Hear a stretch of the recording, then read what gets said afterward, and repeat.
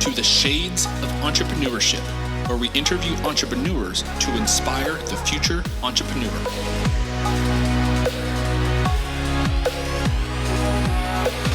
I'll be your host, Mr. Gabriel Flores. So grab a drink, sit back, relax, and enjoy the show.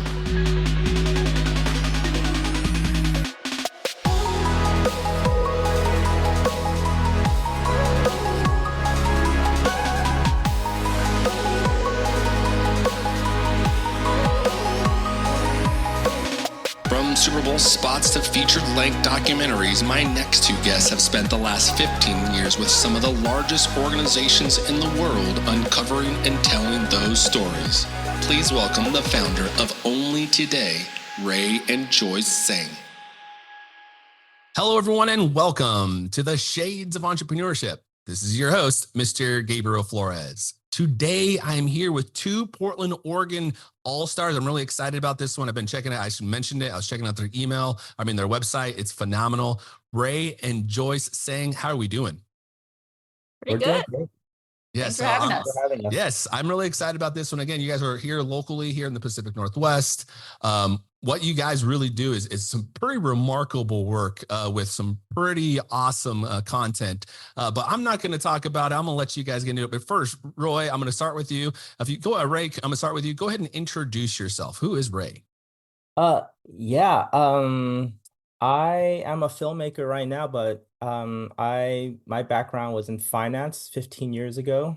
And then Joyce, she'll talk about this in a bit too, but like she was an engineer, and when we got married back in 2009, we decided we wanted to take whatever energy we had being in our 20s to put into something creative, but also make an impact in the world. And so we started a film production company just to start telling stories. And then we've been doing that for like the last 15 years. Been very blessed with that. I love it. And Joyce? I'm Joyce Tsang. I am the executive producer at Only Today right now. So I work with our creative team to create content and make films. But yeah, like Ray mentioned, we both kind of took an untraditional path to film. I have a mechanical engineering degree and was in kind of R&D engineering for a few years post-college until I realized I didn't want to do that forever. And kind of quickly made a pivot out of that and into the creative world, and first via photo and then video. Yes, and now what you guys created here essentially is Only Today. So Only Today, but tell us a little bit about Only Today. What is it? What does it do? And how did you guys kind of start it? Man, that's a great question. I'll start with the name. Because Joyce and I have left past like professional careers to build our filmmaking career. We wanted to mean something. And so the name Only Today really is just a quote from Mother Teresa, where I'm gonna butcher this, but she had a quote saying, tomorrow's not here yet. Yesterday is gone. You only have today. And I took that as like, we need to make an impact and make our stamp in the world. Starting with like the first day we jump into filmmaking, and everything we do is kind of in service to that. And then hopefully make a living out of it.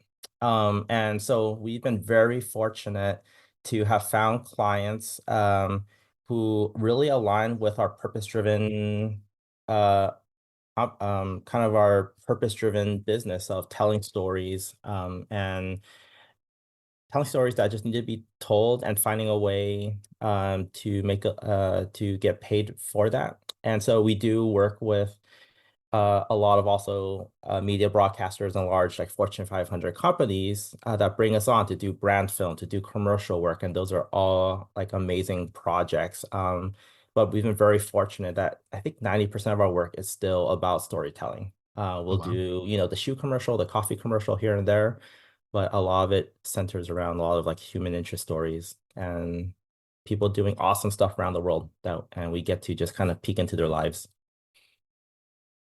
So how did let's kind of So one of the things that's really interesting, folks, I would really encourage you guys to take an opportunity to check out the onlytoday.tv website. And if you forget that, by all means, please visit theshadesofE.com, sign up for the newsletter, and we'll have this information. But it's really, really fascinating what you do, because you're able to take film and make a story out of it, but in a very short amount of time. How does that, like, feasibly, how does that even possible? And how much recording is done for a 30-second film?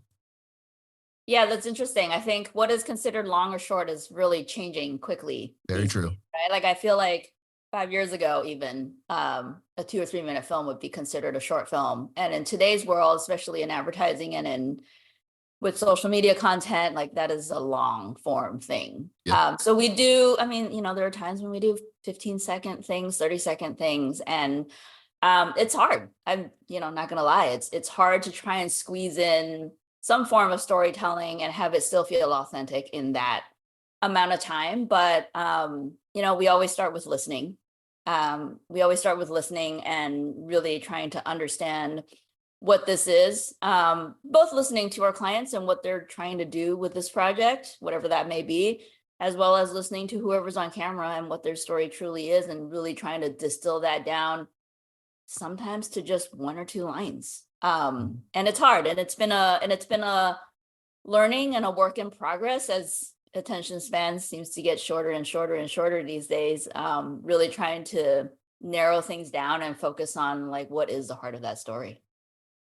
I will add to that, Gabriel. One thing I was thinking about recently, and just like thinking about this podcast too, is yes, like some of these pieces, 15 seconds, that might be like the final piece, 15 to 30 seconds. But you had asked like how much filming happens, and like some of these projects still take 2 days for a 30-second video. And Incredible. while we want to distill stories for the audience and like whatever the attention span is, what we don't want to do is fast track the process of putting together those stories, because there's people behind the camera and in front of the camera, and we're just not going to show up, intrude on someone's life and to film them. Like, we sit down with them kind of like this, and we'll have a conversation just to make sure that the story we put out there is authentic, that they're aligned with it, that everyone's aligned with it, and when everyone walks away from a film production wanting to do it again. And think, for us, that's a big win. We don't want to. We believe that process is just as important as the final product or video that comes out. Man, that's just such a great point. I think that's one, a lot of folks need to take into consideration. It's not about the quantity of the things you produce, but it's about the quality that you produce it in. And one of the things, Ray, you mentioned is learning your guests, right? Learning who you're working with. That's exactly what we do. As I mentioned before we got on the air, my nonprofit Latino founders just started a business accelerator program, and yesterday our first kind of cohort for the first meeting for this new cohort, the first thing we did was really just let's learn each other. What is your name? What do you do? What's your background? What is your business? How did you start it? Right? Because to your point, these advertisings it's kind of like your elevator pitch, right? You have a very short amount of time to disseminate your information, what your goals are, and how you started it. But you also need to do it in a very clear, concise way, and also humanize yourself in the process. But then you guys kind of take it another step forward, because you also need visuals with it, right? How does like take me through your guys' mindset when you're putting something together and you're thinking about the end user experience or kind of engagement with your films? How does your guys' thought process go? And like, hey, we need to make sure we're engaging. What kind of tactics, things you guys think about when you're thinking about that? There's a lot of things that kind of go in that I go imagine, into yeah. that, but again, with like the short attention span these days, is really trying to find a good hook. That could be something visually just very captivating. It could be a soundbite. It could just be like dropping you into something. It could be a controversial statement. Really kind of thinking through from an audience standpoint, and then matching that with like, what is true to this story? Like, what actually makes sense here? And I think there's a lot of different ways to go about it, but I think a lot of that happens in what we call pre-production, in all of the planning and all of the the discovery work and a lot of the creative building beforehand, before we show up on set, before we push the red record button. It's like, what are we trying to say and how do we best say it? Sometimes, and for us, that's, that can be done through storyboarding, that can be done through kind of creative exploration with whoever it is on the other side. And sometimes we plan for something and we show up and, another opportunity presents itself and we grab that. And I think a lot of what we do is going into things, being as prepared as we can so that when we show up, we have that room for spontaneity and for pivoting, because if anybody's ever been on a film set, there's always something that doesn't go quite as planned. And we've learned to roll with it, adapt to it, and make the best out of those situations. And sometimes they're better than the stuff that we come up with. Sometimes we're presented with options that we didn't know about when we were planning it. Just to add to that, not to discount like other people in film production. I mean, it's just like the equipment's very accessible, and then so much content is being made.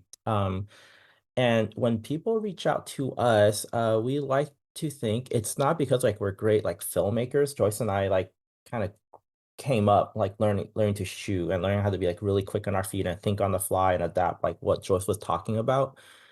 But we feel like our value comes from that pre-production of thinking about, if we only have 15 seconds to get someone to share a message, we maybe get less than 1 second to convince someone at the beginning of a film whether they keep watching or not. And a lot of our pre-production goes into what is that quick hook? How do we keep people engaged through that first quarter second, and then 3 more seconds, and hopefully they'll watch the last 11 seconds.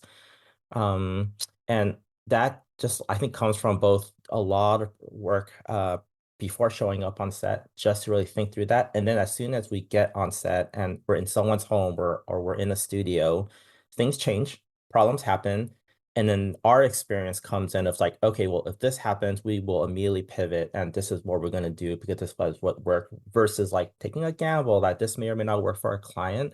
So there's just a lot of I think value in kind of that planning process. And hopefully when you show up, and this never happens, but hopefully it's a smooth, drama-free shoot. But something always breaks or something always happens on set. Something always happens. Yeah. I do want to add though, I think there's a really important piece in that process is building a rapport and trust with the folks that you're working with the client, with talent, with your crew, so that everybody has an understanding of your intentions and the process and what we're all trying to say. And so when things come up, there's a healthy discussion, and there's a lot of trust in that process, so nobody feels like it's that we're all doing this together. And I think that helps a lot when in executing a plan that is complicated. Filmmaking is one big giant problem solving exercise. Yeah. And I imagine the trust building is so imperative because, Ray, you kind of alluded to it earlier. Sometimes you might show up on a set and the actor or individual you're working with might actually have a different view of what the end product should be, and trying to find that common ground is probably sometimes difficult. But to Joyce, to your point, it's about creating that trust and respect and really understanding hey, you guys are the filmmakers. I'm going to come to you because I understand the expertise and how to find that hook. Because folks, Joyce was mentioning the attention span continues to get shorter and shorter. And a good example of this is YouTube. If you go to YouTube, previously, a couple of years ago, even in Instagram and Facebook, the reels, the time amount for reels has shortened. So for example, if you go to YouTube and you post a reel, it has to be under 60 seconds to be considered a short. If it's over 60 seconds, it's considered a video. And so I've been trying to be mindful because I have hundreds of reels from all these different discussions, right? And to you guys' point, I spend more time editing those reels than the actual conversations, right? To making sure we find the right piece, find the right hook, have some visualizations at the end. So I have an end screen when it's on YouTube and so on and so forth. And so there's a lot of things that go into this. Now, one of the things Joyce, you mentioned too, was the pre-planning stage. Kind of take us through that process when you're thinking of idea and you're working with one of your clients. Do you guys kind of do like a storyboard and visuals, or is it more just an organic discussion? How does that plan kind of materialize? It's it always, like I said, it always starts with listening and going back to like, what are the goals? Who's your audience? What are you trying to say? Are you trying to get them to do something? Are you trying to get them to buy? Are they trying to get them to click, donate, or just learn more? Like, what is that thing that we're going after ultimately? And then doing a lot of research and listening to figure out what is the strongest story angle that is. And that sometimes involves research online. There's a lot of pre-interviewing that we do just to understand what we're working with. Yeah. And then we get into things of what are the themes that we're exploring, writing what we call a pre-pro script that isn't, exactly what we end up with at the end, but just so everybody has an idea of what we're trying to say. And then we can kind of come around that to then find what are the shots? What is this, like, what does that storyboard look like? And really trying to start, like, reverse engineer that and start with what the goals are, what are we trying to say, and then back it up from there. I think it's really, when I started, at least earlier on many years ago, you can get really excited about shots and visuals and like how cool that is if we can just do this or shoot here and that. And learned over the years, it's like really hard and takes a lot of discipline to not jump to those moments in the process and really just dial it back to kind of a one-liner of what are we trying to say. Mhm. And then letting the story, letting your collaborators, give them room to provide their input and their suggestion. Because I mean, it's just, right now you're talking to two of us, but there's so many other people in the process that Yep. contribute to this, and they all have their expertise and they're so much better at what they do than, even Ray and I. Like, we're producers and we bring people together to do this, but really working with the team to kind of solve that puzzle and figure out where do we start? How does that build in the story? And like, how does it end? And that rings true whether it's a 30-second commercial or a 5-minute Super Bowl tease. It's all kind of the same thing of working with really good people, finding really good collaborators, and coming together to make something awesome. Yeah. You know what's interesting about that is, so folks that are listening, when you think about your business, you're trying to create the ideal marketing profile, right, for your consumers. However, Joyce and Ray have to do it every time differently because, again, their clients have different consumers and they have different goals. And understanding the goal is so important because then you actually plan your tactics around that goal. Okay, now you have your goal. Okay, well, tactfully, how are you going to accomplish that? And operationally, what do you need to tactfully accomplish that as well? So those are things that kind of take into consideration. And sometimes you might realize, I actually cannot. This is a lofty goal that tactfully and operationally we cannot do. So we need to scale it down a little bit as well. And having those, crucial conversations is so important because it's interesting because you guys are essentially doing it for each one of your clients over and over. So that's a really kind of fascinating thing. Now, Ray, you mentioned earlier too, sure, you and Joyce have been doing this for some time, but you guys had to start somewhere. So let's take a step back. Talk about kind of like your entry into the film world and why did you guys decide, kind of get into becoming producers? Man, okay, so when we started back in '09, when we made the decision, we're just gonna try storytelling, jump into filmmaking. YouTube 15 years ago wasn't the same YouTube it was today. Not as many resources. Right now, you can learn anything on YouTube. Back then, YouTube University. I love it. yeah. And back then, even just trying to figure out how to use like the newest cameras that are coming out, no content, very little, right? We're on forums, not even like Reddit or anything. It was just like message boards and forums trying to learn. And so we found ourselves in a position where we had to self-teach ourselves how to use a camera, how to edit, how to tell a story. And we took a gamble on ourselves where we decided when we basically overnight quit our jobs and took our savings, which we're going to use to put it as a down payment for a house, and instead put that towards education, taking a lot of workshops, buying equipment, just licensing software, getting all the tools we needed so we could, in our little apartment, just start practicing and trying. And so we just took a year to squeeze in those 10,000 hours of like learning and failures. And we grew up in LA. So fortunately with LA, it's year round, like event and wedding and like filming season, kind of unlike the Pacific Northwest in many ways. And so there were a lot of people that were willing to give us an opportunity to film their event, do some photography, all of that year round. And that allowed us to really like fail very quickly. And learn what our strengths were, and learn how to build a business around filmmaking. Yeah, I think that one of the things that I look back on now is that I don't know, that's just like, I mean, I guess it was part of the plan, but at the moment it was also like, well, we quit our jobs. So like, we got to figure this out. We got to figure it out fast. We got to figure it out fast is the iteration loop of learning. We made sure that was as short as humanly possible. So there was a time where we were shooting every week, editing every day. And so we learned very quickly what worked, what didn't work. And that, also, it was the same on the business side. Like we would meet a lot of people, talk to them, try and get jobs, and kind of making that loop really short and learning, okay, like this thing probably shouldn't say that, or like probably shouldn't do this. And this worked really well, so we should do it again.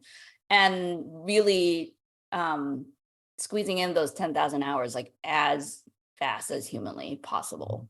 And we went from doing kind of just like free things and test things to $10,000, $15,000 jobs in about a year, which was, I mean, it's just part of that trajectory and that path and that journey of starting with yes. That's one of our core values, and something that Ray has instilled in me over the years is start with yes and figure out how to do it, and do it together, and do it with good people. And you'd be surprised how far and how fast you can go.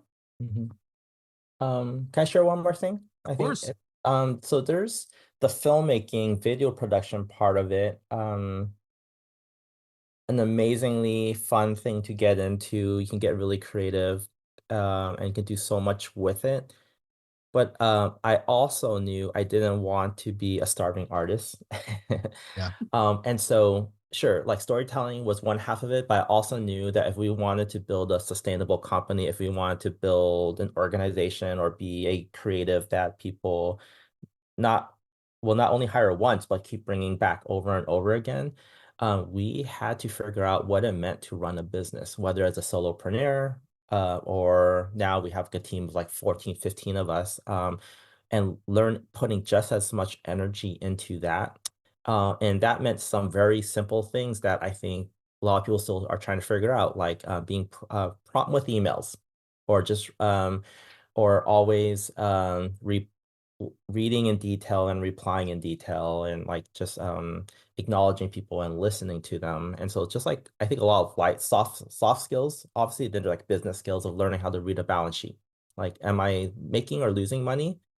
Yeah. And either is fine, as long as we knew when we were losing money and if that was intentional or not. And little things like that helped us really get to a point where we could actually, within a year, be able to pay our bills and make a living, and very quickly make back a lot of that money we spent, that we had put out there to learn and to buy equipment. That's a great point, Ray. I think that one of the biggest challenges of entrepreneurship, especially for those individuals that are just kind of getting into it, is truly understanding cash flow. Because I think there's a lot of hidden fees and a lot of hidden costs that we don't take in consideration. The amount of electricity, the gas you're using to travel locations, the marketing flyers, right? All of these things, once you start taking them into consideration, and then you put that into your operational budget, and you're like, holy crap, I'm actually in the red. right? And you know, one of the things, Joyce, you mentioned too, is the different iterations that companies goes through as they scale their business, right? There's always opportunities to pivot because, you know, understanding the market, like you mentioned, YouTube 15 years ago is not the same as it was today. And so, you know, 15 years ago, it probably wasn't in your strategic best interest to focus on YouTube, but now it's like, well, you should, right? Everybody, like you mentioned, it's YouTube University. Now, with that said, there's certainly some challenges that come with trying to scale the business. So, Joyce, we'll start with you first. What were some of the challenges you remember starting to scale this business? Learning the business side of it. I mean, I think funny enough, neither one of us went to film school, and I won't speak for Ray, but for me, that part was not terribly complicated to learn. Like, yeah, there's a lot of skill in figuring out how to do lighting and camera and lenses and all that stuff. But that, for me at least, came relatively, it felt straightforward to me. Like there's a lot of hours you put in, but like, yeah, there's a way to do that. The business side, the leadership side, that involves humans, and humans are complicated and different, and everybody has a different experience. And so for me, I think some of the challenges that I faced and we faced early on is understanding and learning how to lead a team, on set and the office. How do you work with people who you might not want to work with, if it's a client or a talent that you didn't get to choose, or a difficult situation? Like, how do you handle that? And that isn't something, I didn't go to film school, but I don't even think they teach that. Oh, yeah. So I think for me, it's that side of things, is how do you build relationships? How do you nurture relationships? How do you navigate challenging times together? How do you build trust? Like all of those things that have nothing necessarily, not specific to filmmaking, just in general, of working with people and building a business, that I think were some of the bigger challenges up front. And, they still exist every day. Very true. Ray, same question. What are some of the challenges you remember kind of building this business?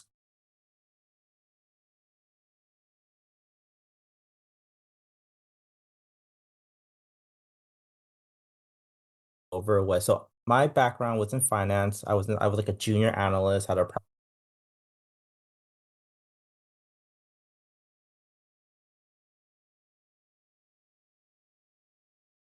50% of your, or whatever, doubling your money or whatever. So it's all about the money side.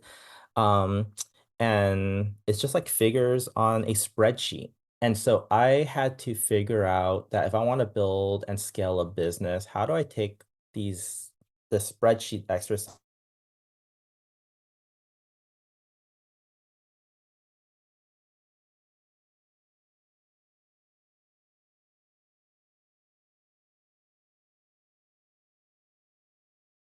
from me asking myself, and I forgot the first moment I had to ask myself this, but was like, how much am I willing to bet on myself or ourselves on this business? Like, if we really believe we have a business model here, then do we start taking leaps? And sometimes taking leaps mean you prematurely hire folks or you start investing into certain equipment, or sometimes it might mean if there's a 70% chance this client might want to work with us, is it worth just jumping the gun and spending $1,000 to just fly and to meet with them in person, just to make sure we're all in alignment, with no guarantee of them being our client or a return, I guess, the way I see it.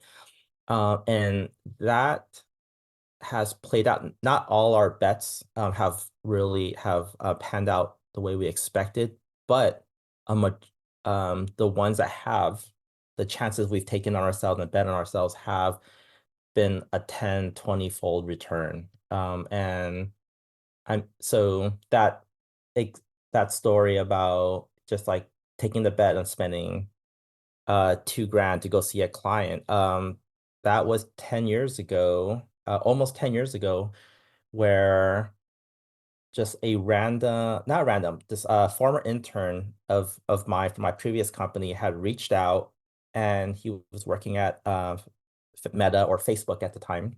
And he was like, "Hey, I think we have this project. We think you're the right fit. Can you meet with us like the day before Thanksgiving?" And I'm just like, "Oh my gosh, this is probably not going to go anywhere." But someone took the energy and the time and to reach out to me. So if I really felt like this was worth pursuing, I need to show up the way they would expect someone to show up. And so bought the flights, flew out the day before Thanksgiving, met with a couple of people, and then that was 10 years ago, and Meta today is still our client. Um, and it's just been nonstop, like projects, all sorts of work we've done with them. And so it's just like those little bets on ourselves, and just really, if we has allowed us to scale, and I think scale quickly. Yeah.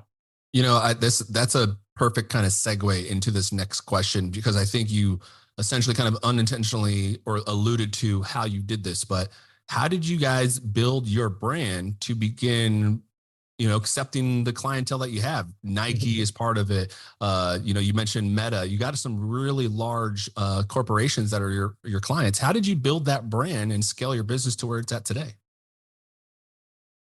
You want to take that, Joyce?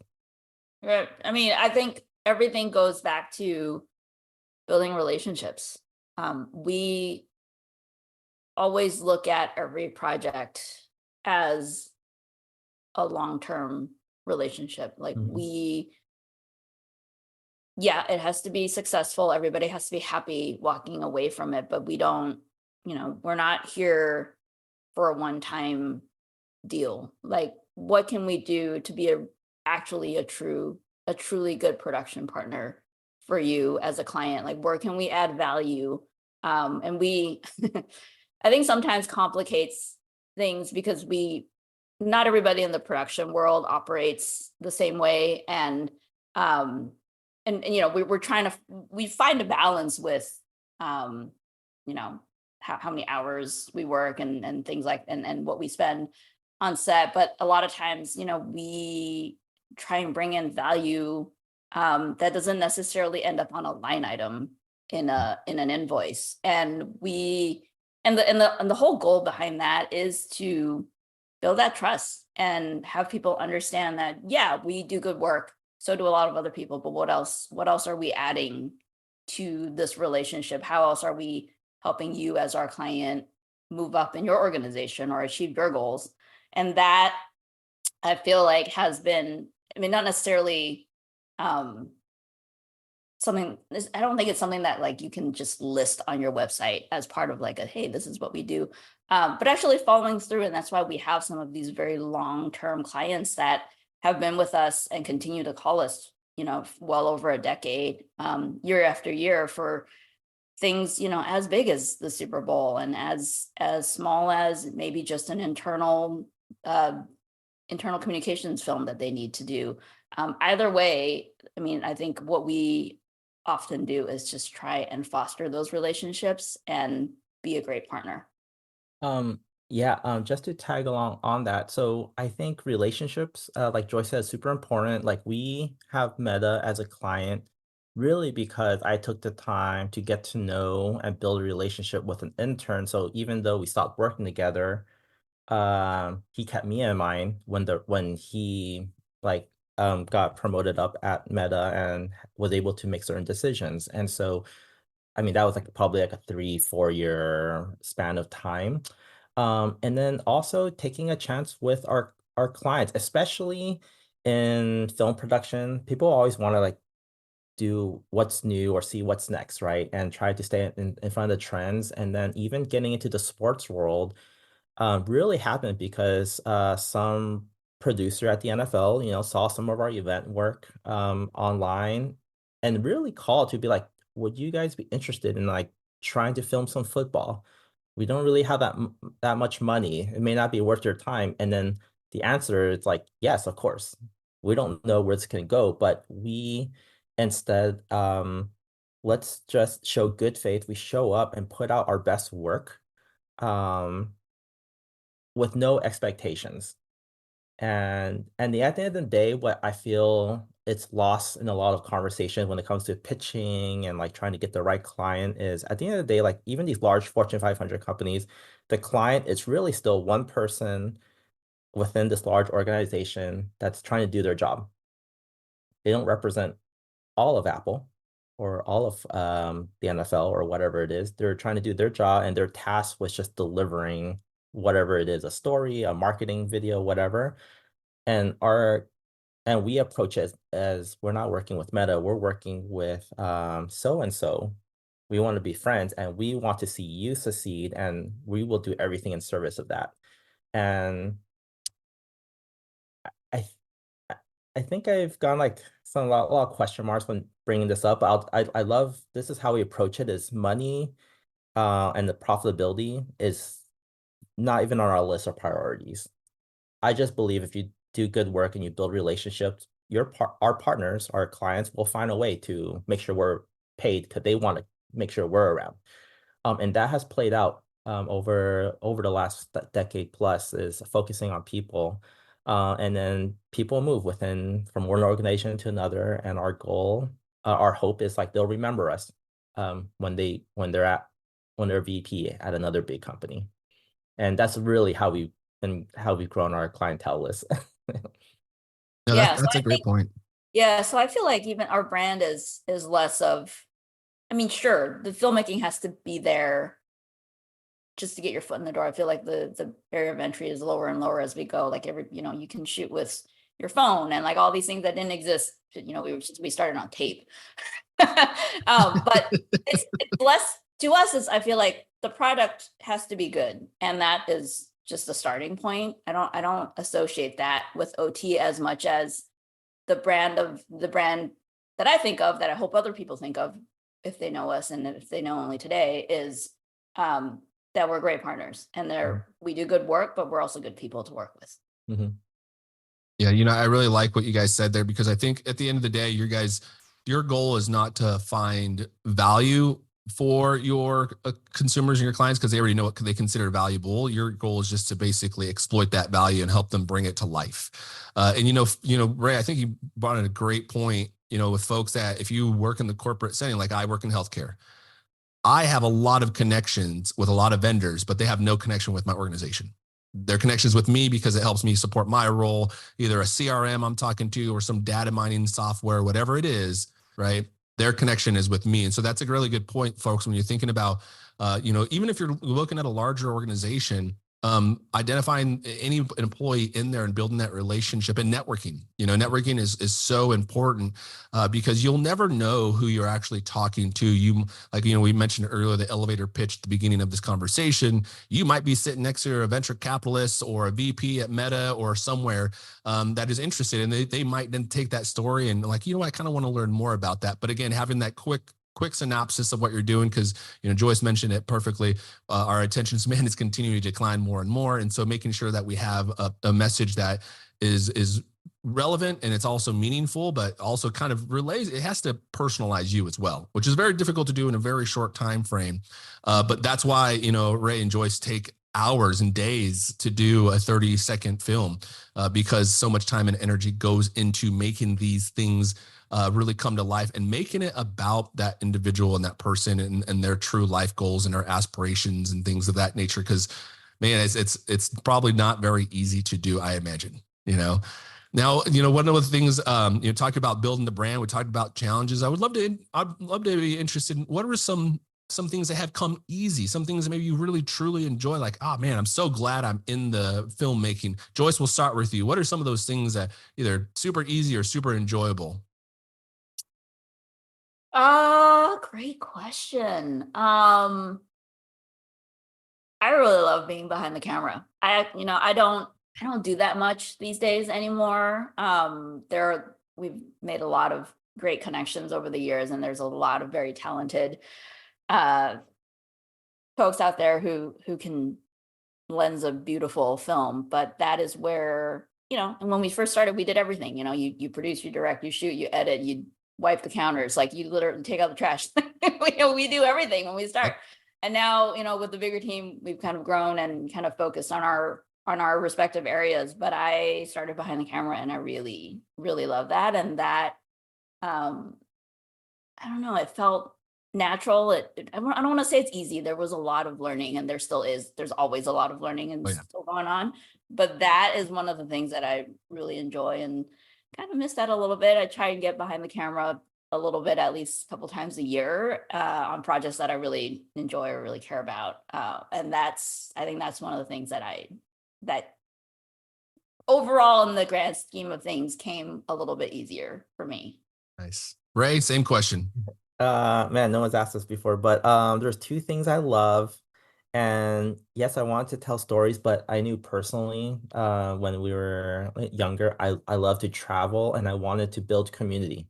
Like I wanted to just meet people. And literally as we kind of jumped into filmmaking, that's exactly what happened. We had clients willing to pay us to travel halfway around the world to do a story, to film, to work with some amazing people and tell their story. So I got both almost all at once, was the travel aspect. Um, and like, I mean, just for context, Joyce hit 1 million miles like maybe a few years ago, just on like one airline.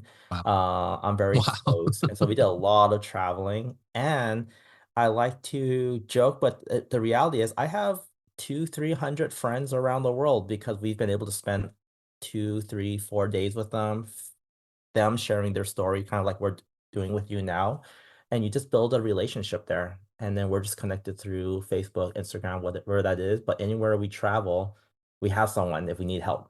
And so that's why now a lot of our clients like really love working with us because when they know we can get a film team into almost any corner of the world if needed, just because we built enough of a community where we have people trusted that we trust that can show up for us. Yeah. Yeah. And I really like that sense of like, building community and getting out and traveling. Same, likewise, my wife always makes fun of me. It's like every time we go somewhere, you meet somebody. I was in Kansas City. I saw somebody at the airport I knew. We were down in Bend. I saw somebody there. We were in freaking London. I'm like, holy crap. I know that I used to work with that guy. She's like, you got to stop. You really got to stop. I'm like, I'm sorry. It just happens that way. But I mean, it truly is the importance of networking. It really is such a strength, getting out there and truly being involved in other people's communities. You learn so much about the world out there. You get more creative with it. You're able to share those experiences. I mean, that's how Starbucks started, right? Steve Jobs went to Europe and really wanted to create this kind of cafe style organization here in the States. And then originally it was not good, right? He actually failed originally, and then he had to go back, and then he made it successful. So traveling is always a good opportunity to really gain exposure to different ethnicities, different cultures, and different color schemes, different patterns. Like, again, I was in Europe a couple of weeks ago, and I got to tell you, folks, I want to start dressing European. Like, I want to wear the khakis and the button-up shirt and stuff, and like have the sweater over my shoulders. I thought it would look like I was really impressed. But there's a lot of great advice entrepreneurs receive throughout the years. But I would love, Ray, we'll start with you. What is some advice you would provide to an aspiring entrepreneur? Oh man. I would say advice is pick up a book and read. There's so many amazing books out there that just like so much knowledge out there that's written that you're not going to be able to capture in one 3 minute, even 30-minute YouTube video. So I would say as soon as I started kind of reading, and this is like business books, coaching books, it just kind of expanded almost overnight or over how many hours of reading, expanded my view of what's possible in the world because someone was able to take all their experiences of running a business or building a brand or their life experience and put it in front put it in front of you. So I would say start there. It's huge. It'll broaden your horizons. Like you said, it's kind of like the equivalent of traveling. You just see the world differently once you see it through someone else's eyes. And then the second advice is don't prioritize money when you're first starting out. I know that's really hard. I know sometimes it comes from you have to there's a lot of hurdles to that. But my background's in finance, and I've seen People just talk about hundreds of thousands, millions, billions of dollars, just kind of thrown back and forth. It's just thing that's government and society has created. And it's probably one of the few things where it's essentially just limitless in this world. The government's printing money, right? So, but we are, I think, taught, at least in our society, to treat it like this very limited resource. And so you make decisions based on that. And I've seen a lot of friends and colleagues who wouldn't take a risk on something because it would cost them 10, 20, $100 to take that risk. But we talked through it and I'd be like, well, if this pans out, your return on this, you're going to experience for the rest of your life. And what is that $10 now to take someone out and pay for their cup of coffee and take a meeting and like just fly somewhere and meet someone, and you get to build community, travel, and show up for someone that instead of on a Zoom call. Yeah, very good. And so I would say building community has been just probably the biggest thing that's helped Joyce and I, because you find like-minded people and they want you to succeed, and they will also show Yep. up for you when you need help. And Yep. that has allowed us to really build a business surrounded by people that just are pushing us to succeed Yeah. and asking for nothing in return except for friendship. Yeah, very, very good point. Joyce, same question. What advice would you give an aspiring entrepreneur? Two things come to mind. If you're starting out, or just a refresher, you got to be great at what you do and turn out a good product or a service, but don't neglect the communications, the customer service, the human side of why somebody should pick you and your business for whatever their need is. Yeah. There's a lot of talented filmmakers out there. There's a lot of other businesses out there that can create beautiful content. Like, we are not unique in that way. As much as I like to think we are, like, let's be realistic. There is a lot of options out there. And regardless of what line of business you're in, what industry you're in, those things of being a good partner, having good customer service, being really buttoned up with your communications, all of that is just as important, if not more important, than what you're actually selling, at least in my opinion, and our experience of why a potential customer or a client might choose you. So don't forget to invest your time and your money and your resources in that side of it, as much as you are investing in your product line or your equipment or whatever that is. Like, that is all important, but that's not the end all be all. And the other thing that jumps to mind is to learn how to delegate and empower those around you. There's only so much one person can do. Yep. And maybe that's different if you choose to be a solopreneur. Like, that's one thing. But if you want to grow, you want to scale, you want to create an impact beyond just yourself, and have a position and contribute to your community, I feel like that, the faster you learn to delegate and surround yourself with good people and then empower those people to grow and learn, I think that benefits everybody. It benefits your team, the people that you work with, your client, the end product is better, it benefits your clients. And ultimately, I think that just brings on a lot more opportunity than if you're trying to do everything on your own. So that often, I think, is takes a bit of learning for entrepreneurs, who many of us started on our own. We do everything ourselves, and you're trying to be responsible with your cash flow and your money, and you're like, when do I hire? Do I bring on somebody else? And those are all hard questions, and there's no like one right answer. But when you have the opportunity to empower somebody else on your team, or even somebody who's not on your team, just do that goodwill and give somebody a hand. What's the proverbial, like, send the elevator back down. How can you lift up other people, and just see where that goes? I mean, it might not necessarily come back to you, but putting out that goodwill in the community can only do good things. And within your own organization and your own team, learn how to delegate. Open up your time and your mind to what you do best, and let the folks around you do what they do best. I love it. Some great advice. So again, folks, build a community. I think hopefully you folks that are listening to the podcast feel you're part of the Shades of Entrepreneurship community. All right. Because we have a lot of different entrepreneurs that come on the show and learn from other people's experiences. Get out there, network with folks, understand what they're doing, what they're not doing. To Joyce's point, maintaining a loyal customer and, quality is better than quantity because the cost of a customer acquisition is so high that you really want to think about your sales funnel and get those individuals down to being a loyal customer, right? Like Ray mentioned, connecting with the individual from Meta. Now they've been their clients for several years, right? So building those lasting relationships is important, but also making sure, as Joyce mentioned, following through with good quality products, making sure you're communicating back in a timely manner. Being very mindful of the differentiations of definitions. So for example, if you say, hey, I'm going to be right back, and you actually are not back for a week, somebody might perceive I'll be right back in 5 minutes. So make sure you're very honest about what you're doing. Under promise, over deliver kind of thing. So like, hey, I'll be back in a month, and you're actually back in a week, right?